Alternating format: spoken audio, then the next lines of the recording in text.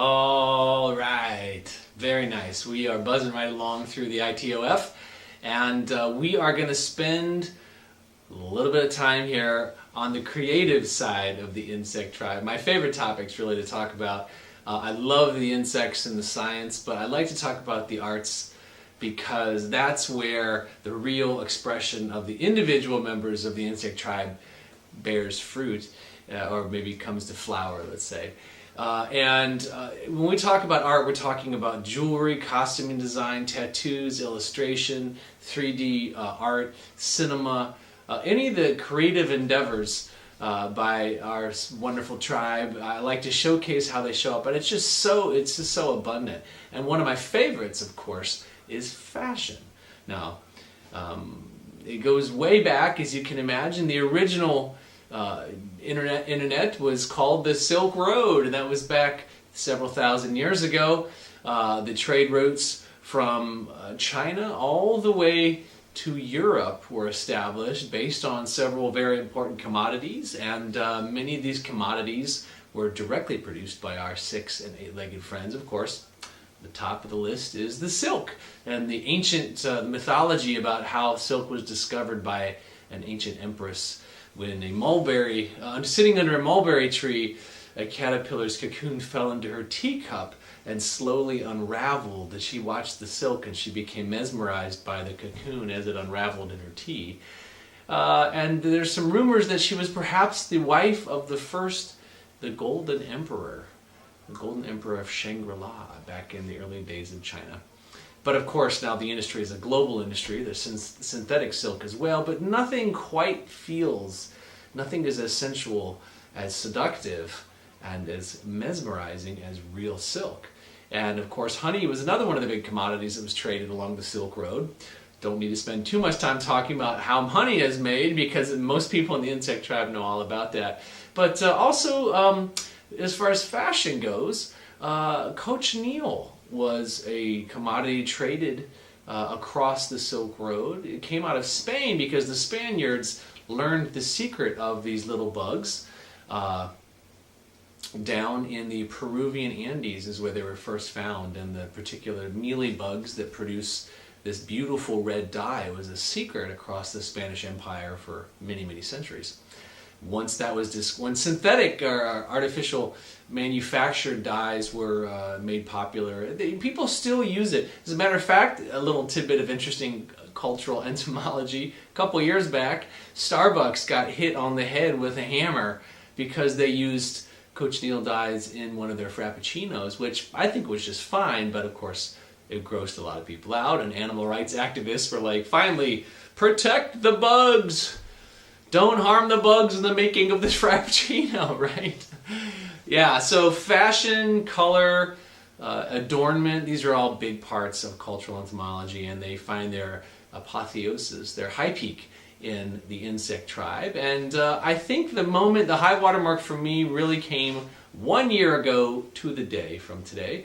In New York Times, a beautiful creature showed up. As a matter of fact, it was this very beautiful creature right here.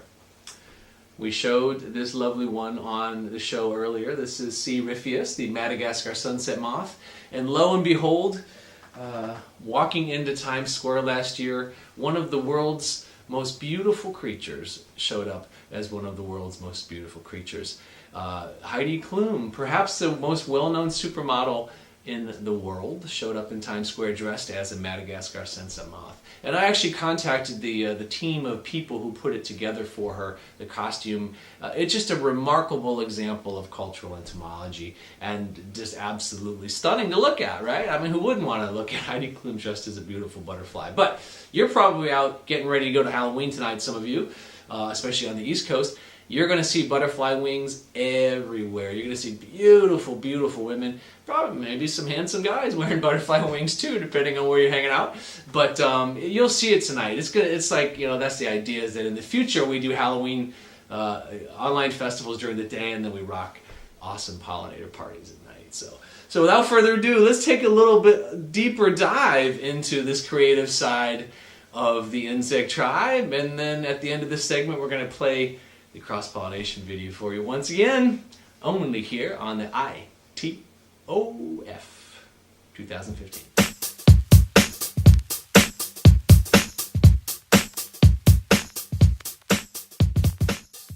And the buzz goes on for the Beathon 4 and more this year here at the ESA 2014. Once again, Emmett Brady.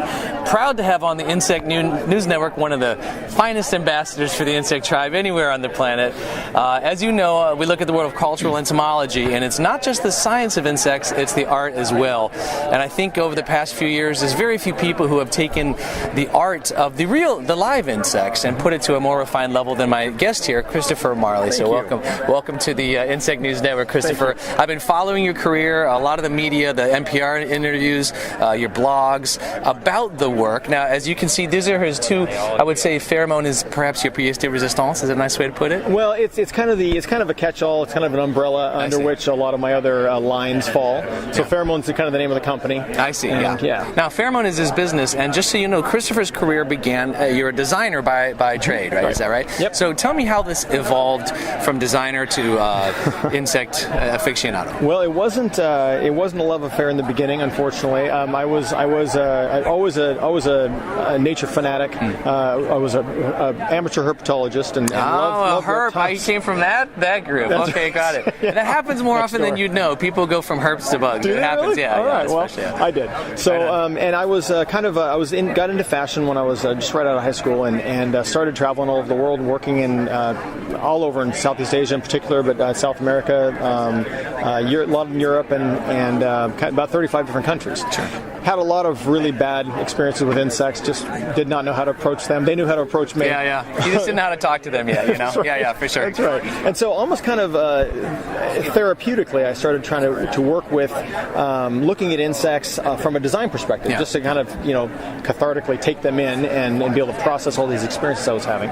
And from a design perspective, I found their structure, their architecture to be just enthralling. And something switched and kind of reversed polarity, and I just fell in love with insects as a design medium. Yeah, that's quite a catharsis, actually. And to put it to this level, it's almost like the Sistine Chapel kind of thing. It's like the highest expression of this bug design. And the thing about fine art, which most people what most people don't get to appreciate, they see the finished project, but they don't understand the technique. And just on the conversations that I've heard, a lot of people want to know about your technique. Some of them are, you keep close to your chest because they're patented in the industry. Yeah. But tell me about, as a designer, is there obviously a design is a process as much as it is an art. Mm-hmm. So to take these creatures, to put them in this thing, how many different designs do you go through to get the final product?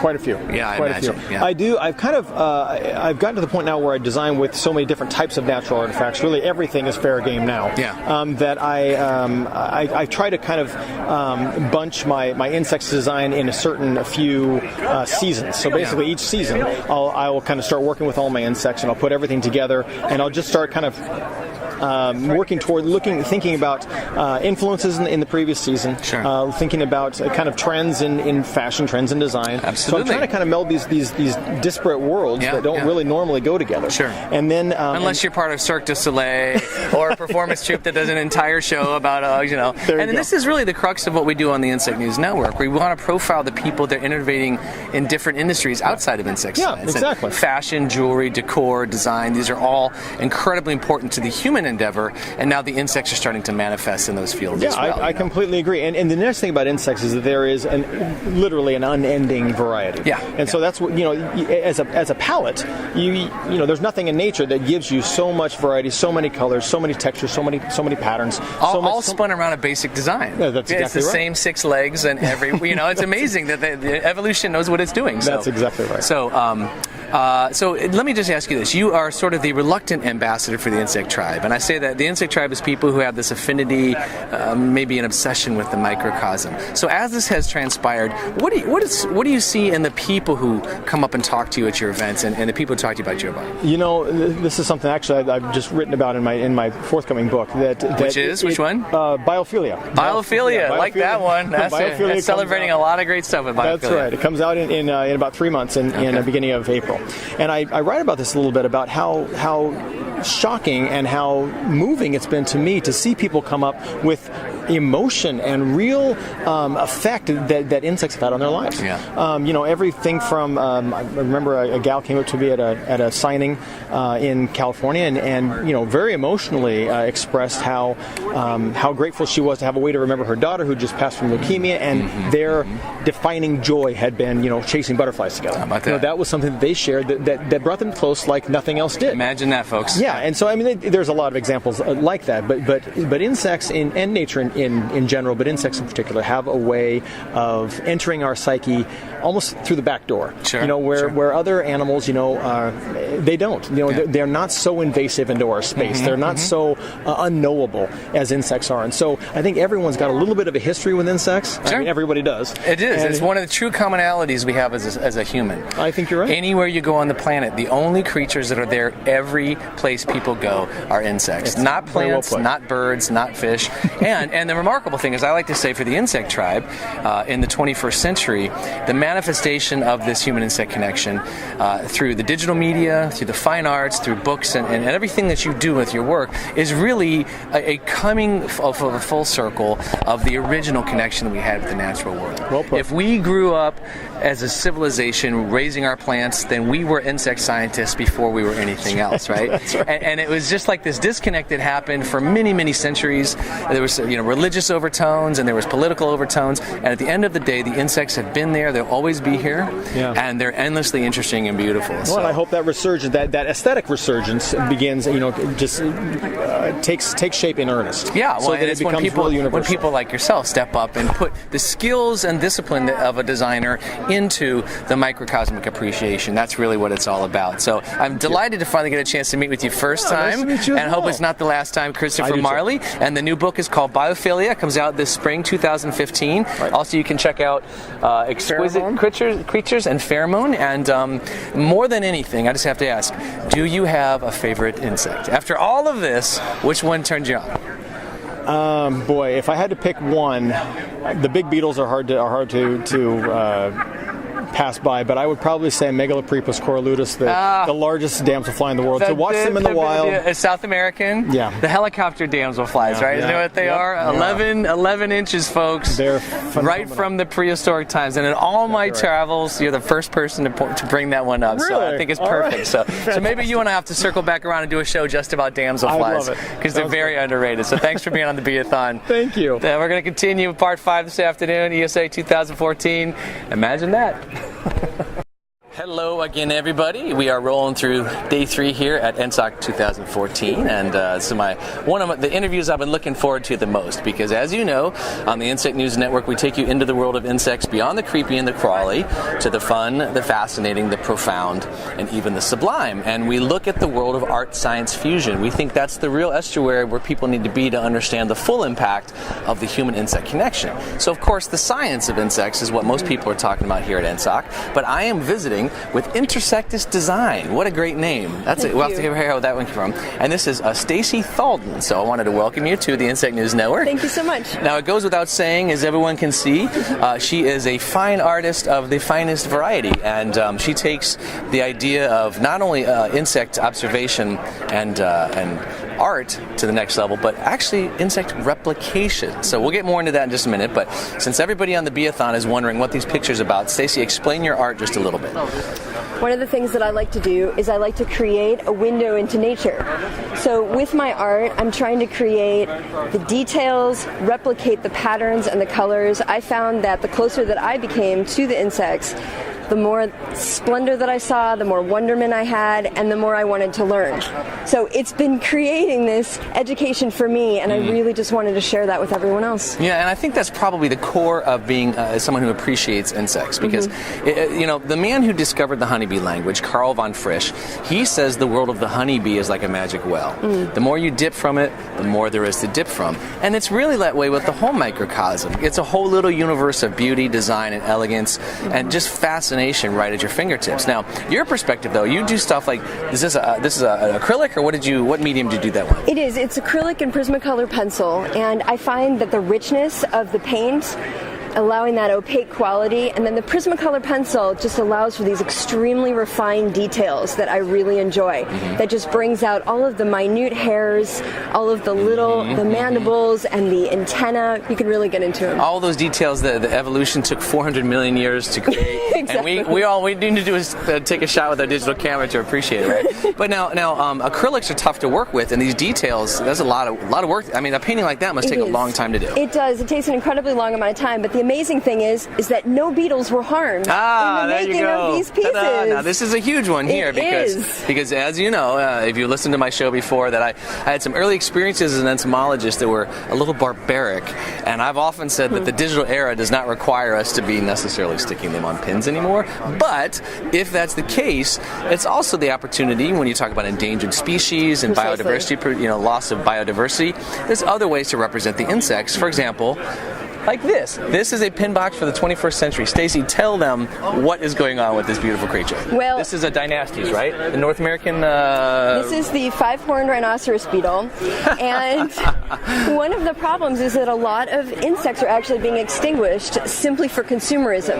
And one might argue for science that it's important for us to be able to do research. But for consumerism, in my opinion, it's much better to be able to have a one-of-a-kind piece of art and to not be able to encourage the killing of animals unnecessarily. Yeah. So with this piece here, it is hand created out of a material that you can simply form as clay. Wow. It dries with the air. You don't need to fire it. Nice. And then when it's finished, you can file it, you can sand it, and you can paint it. Wow. The wings and back have been cast. Awesome. They've been hand painted. Awesome.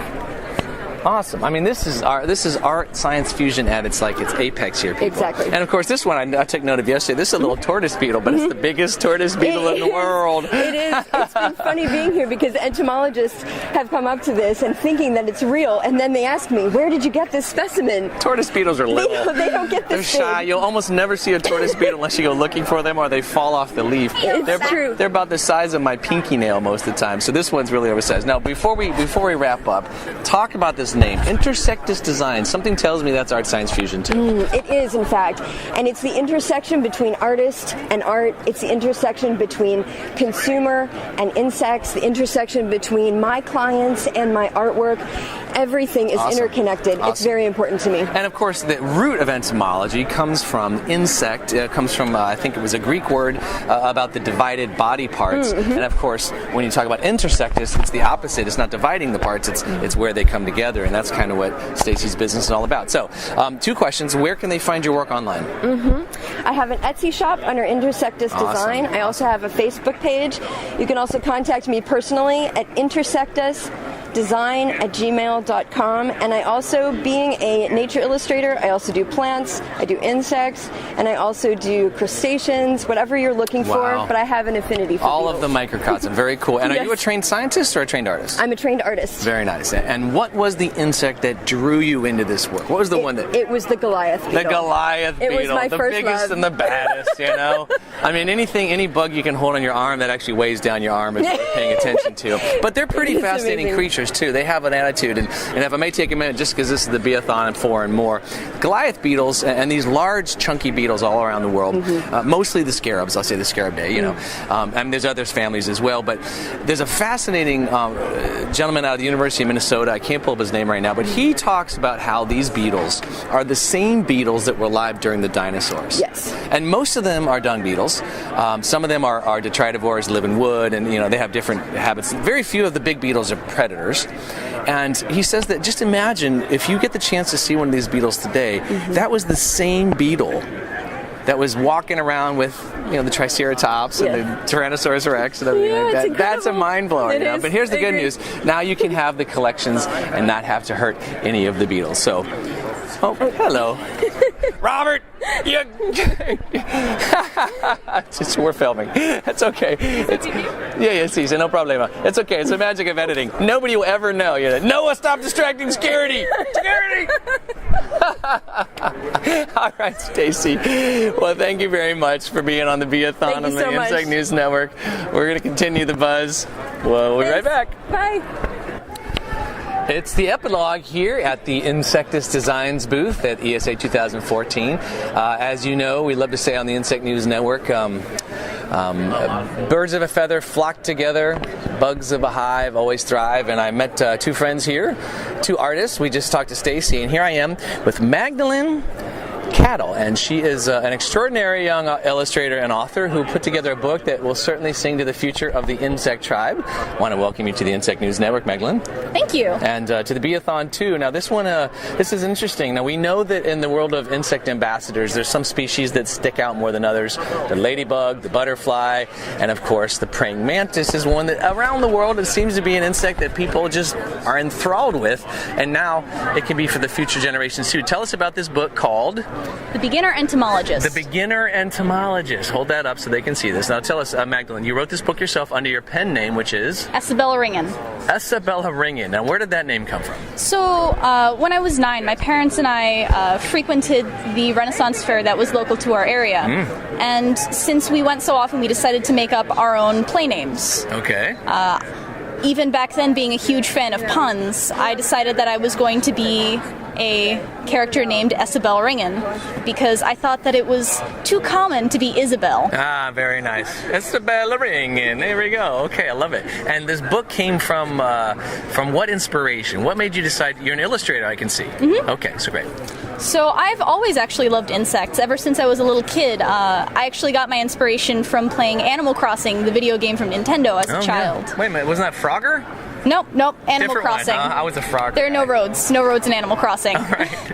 Okay. In Animal Crossing, you play as a human character in a village of talking animals. Oh, okay. Kind of like Dr. Dolittle. A little bit. I got it. Okay, great. Frogger, we just tried to not get squished by the cars. Yeah, you just tried to get a frog across and the not road. get eaten by the alligator. Go ahead. Imagine how Frogger could benefit from a crosswalk. A little heart into the Frogger world, right?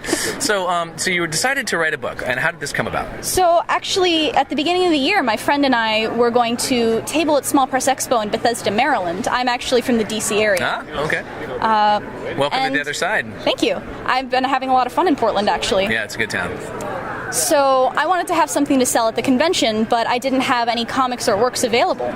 So I decided I was going to make an entire thing.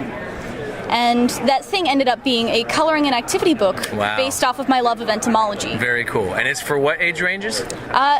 Most people that I've shown it to have said like 3rd grade and up, but I like to think that you can play with crayons as an adult. Yeah, for sure. Well, for 44-year-old males, I could probably pull that off, right? Now, it has a lead character and 2 very compelling international characters, too, it looks like. Actually, these are not even the main characters of the coloring book. Oh, okay. The coloring book, as you can see, is just information everywhere. How about that?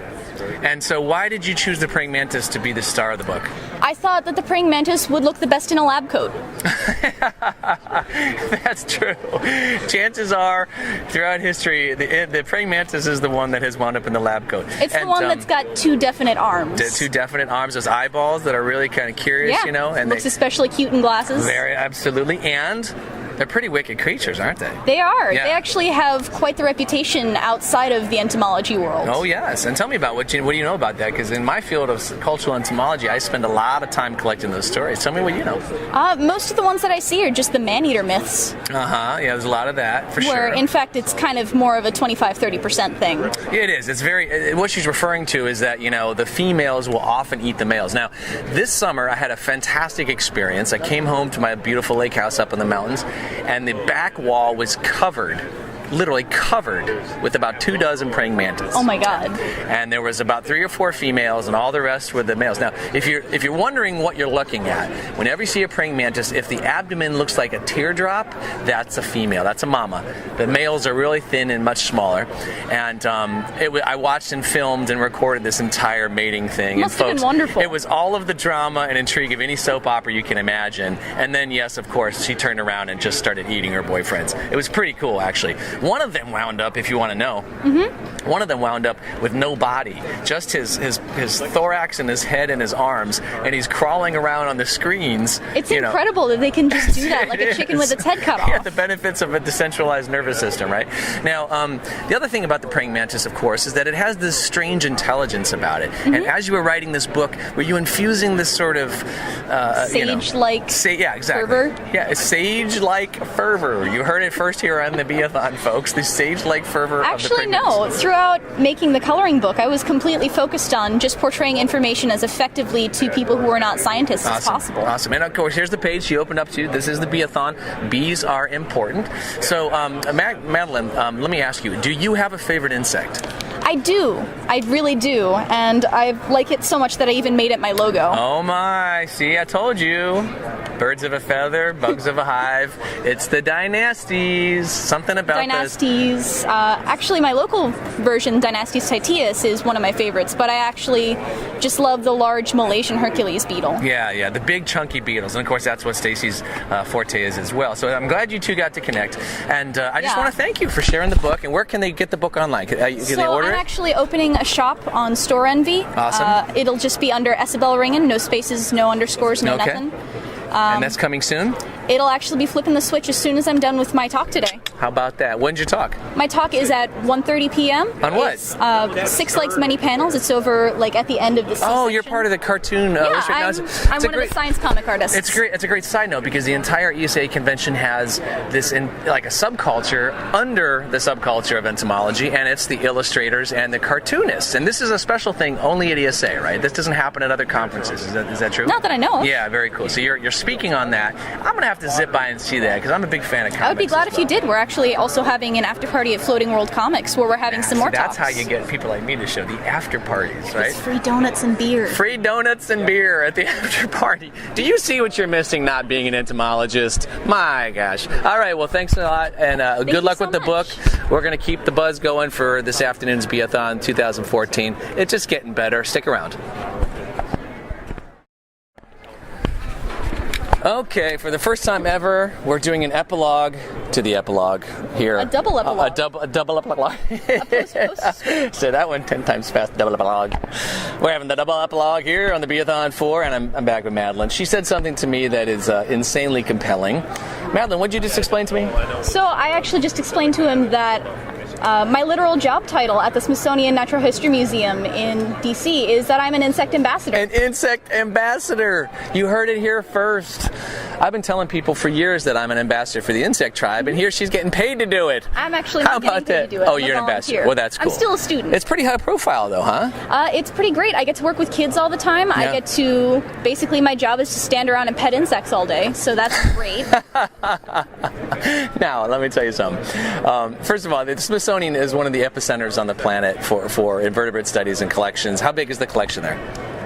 Very, very large. Yeah, a couple we have several floors of the entire building just absolutely committed to insect specimens. Yeah, okay, so let me pause and put something into perspective here. How many people watching the Bee-a-thon saw Silence of the Lambs? How many people saw the movie Silence of the Lambs? Right, remember Silence of the Lambs? Right. All right, so the two bug guys are there, and they're playing bug chess, right? Right. And then throughout the movie, the bug theme is there, and it's one of my favorite movies of all time. Never seen it.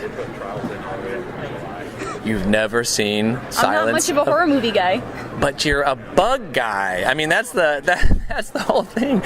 It's a movie that weaves cultural entomology into fascination, and you got to see it. I'll have to watch it when I get home. And it's also one of the 5 movies of all time that was won the big 5: Best Director, Actor, Actress, Movie of the Year, and something else. So, anyways, they're playing bug chess and they're like working in a museum. You kind of do that in real life. Sort of. We don't play chess. You don't play chess with the bugs, but basically we have an insect cart where we have a bunch of insects in jars, very harmless insects. Yeah. And black widows, things like that. Actually, we'll have an arachnid cart. You don't? Actually, no. Around Halloween, we did get an arachnid cart. Spiders never get the rep. I never got to go to the Halloween party, so it still will for me. You know what I think we need to do? Maybe the Insect News Network should come and visit the Smithsonian. That would be really cool. Yeah, do you think we could do an epilogue, a double epilogue? A triple epilogue. Triple epilogue to this interview. Oh my God. And it's only Tuesday. We have another 48 hours of this, folks. It's getting better every day. So I'll come down to the Smithsonian and we'll play bug chess. That would be cool, right? But before I go any further, what specimen at the Smithsonian is the pièce de résistance? Like, if people go out of their way to come to DC and they go to the Smithsonian and they come to the wing, what is the... It's amazing. Yo, wait! You got to see this. Oh, he just runs away. Typical longhorn beetle! Anyways. Excellent longhorn beetle cosplay. Oh my God. It's so crazy. I didn't think this was a convention. What's the Of course it is. I just threw a party up, just so you guys know.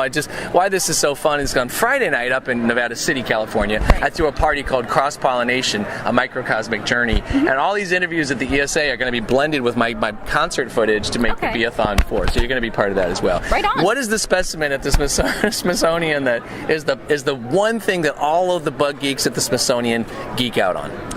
Well, you would think that it would be one of my favorites, which is the bronze stag beetle that we have almost all the time. The brown stag beetle. Bronze. The bronze stag. Is this a bronzed? Yay big. Or is it actually like... It's a real live insect. And it's bronze color? Yeah, it's bronze color. Where's it looks from? like it's almost made of burnished gold. It's from Indonesia.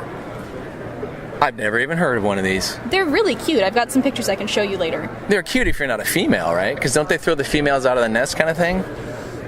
Didn't know that. Yeah, the whole hysterical part. Well, at least this is the North American stag beetle. They mate at the top of trees, and what happens is on the way up the tree, the males are fighting and throwing each other off, and it's all about jostling for position. Right. And then the one that wins mates with the female, and then sometimes he's so amped up with hormones he'll flip her out of the nest too. Incredible. And send her plummeting to the ground. I know. That's not women's very rights. smart. Well, let's face it. The women run the world of entomology. Every once in a while, the guys do something stupid. So I'll come down to Smithsonian, and you have to watch Silence of the Lambs. I will. I have to read your book. By the time you come over, I will have watched Silence of the Lambs. And you're going to vote for Bug of the Year on the Insect News Network because we're taking nominations right now. So go to the website, insectnewsnetwork.com. Actually, if you look right up there, see, on the website, you can vote for Bug of the Year. And it was a delight to meet you. We'll talk some more. Yeah. Sound good? You're not even a graduate student yet, are you? I'm still undergrad. Is that right? So in your classes, are you like the one that everybody like turns to for like I actually haven't even taken any formal entomology classes yet. How about that? I'm transferring to University of Delaware for the spring semester. Oh yeah, they couldn't handle you in DC, huh? No one could cut the muster. No one took classes. Well, I only took two weeks of formal entomology, and actually this is a great moment on the Beathon to say this. Just so everybody's clear, you do not have to be an insect scientist to be in the insect tribe. As a matter of fact, most of the people in the insect tribe are not insect scientists because, from my perspective, and probably from yours and everybody who's here, people who have an appreciation for insects, they transcend every possible demographic. They come from every walk of life. It doesn't matter religion. It doesn't matter how much money they earn. It doesn't matter what they study. People from every corner of the planet have this affinity for insects. And our goal in the work that we do as ambassadors for the insect tribe and insect ambassadors at the Smithsonian we are their tour guides to the microcosm, because the people who are ready for the message coming from the microcosm, all we have to do is expose them, give them a platform to make the connection, and the bugs take it from there, right? Yeah. They're incredible little creatures. Incredible little creatures, and I think the people who like the bugs are incredible little creatures too. I'm here with Miss Cheri Cloninger, and I'm delighted to meet Cheri. She's a student here at PSU, Portland State University, which is the host town of the ESA. She turned the corner and just head to toe, she's attired as an ambassador from the insect tribe. So welcome to the Insect News Network, Cheri. Thank you very much. And the Beathon as well. Now, as you all know, if you look at the website, we're taking nominations during the ESA for the Bug of the Year for 2014 and 15. And our inaugural Bug of the Year in 2012 was the peacock jumping spider, and lo and behold, look what's come along. This is Jumpy the jumping spider. Tell us a little bit about Jumpy, would you, Cheri? So Jumpy is supposed to be a representation of my jumping spider that I had for about a year until she died. And there's this company called Cuddle Clones, and they said, we will clone any pet. Any pet. Okay, that's only cats and dogs, right? But I said, okay, I read the small print, any pet. And I sent them a few pictures of this Philippus, and I expected them to reject it.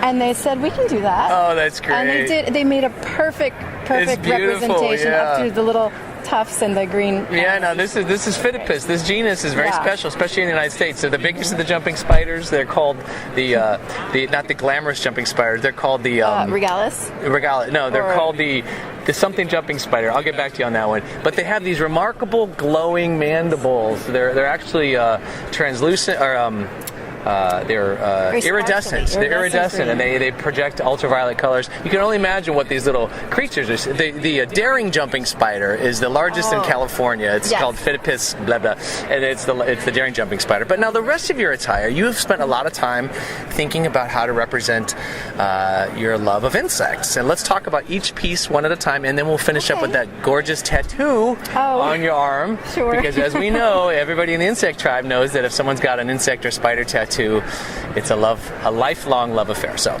let's talk about this first. So this is a set of the green June beetles that I found in California, which is where I came from. And these actually, I don't kill any of the insects. I actually find them while I'm jogging in the morning. Marvelous. I just prefer not to. So I find these in very good shape in the morning.